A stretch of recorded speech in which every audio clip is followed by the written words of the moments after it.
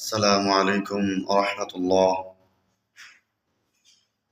আলোর পথের অভিযাত্রীগণ, আপনাদের উদ্দেশ্যে খুব গুরুত্বপূর্ণ একটা হাদিস উপস্থাপন করলাম। সেটা হচ্ছে, আল্লাহ নবী বলছে, মুয়াজ্জিন যখন আজান দেয়, যতদূর পর্যন্ত এই আজানের শব্দটা পৌঁছায়, মানুষগুলার শোনার পরে যত সওয়াব হলো, সমস্ত লোকের সওয়াব মিলিয়ে যে একটা সওয়াব হয়, অর্থাৎ আজান শোনার পরে মানুষগুলা যারা যারা নামাজ পড়বে, সমস্ত লোকের যত সওয়াব, সকলের সওয়াব মিলিয়ে যে সওয়াব হয়, সেই সমপরিমাণ সওয়াব মুয়াজ্জিনকে দেওয়া হয়। তদ্রূপভাবে যদি কোনো লোক গান বাজনা করে, খারাপ অশ্লীল বিষয়গুলো ছড়িয়ে দেয়, যতগুলো লোক শুনবে গুনাহ কামাই হবে। যেই ব্যক্তি ছড়ালো, গান বাজনা করলো, তার আমল নামে অতগুলো গুনাহ জমা হয়।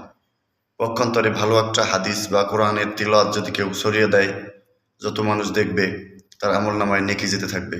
সুতরাং আমরা আজে বাজে ছবিতে লাইক কমেন্টস এটা সেটা না করে দ্বীনের প্রচারের সুবিধার্থে আমরা হাদিসগুলোকে মানুষের মাঝে ছড়িয়ে দেই। কারণ কেয়ামত খুবই সন্নিকটে। মানুষ কেয়ামতের দিকে আগাচ্ছে, মানুষের ভিতরে ঈমান বলতে কোনো জিনিস নেই। সুতরাং আমরা আল্লাহ তাআলা প্রদত্ত ঈমানটা গ্রহণ করার চেষ্টা করব ইনশাআল্লাহ।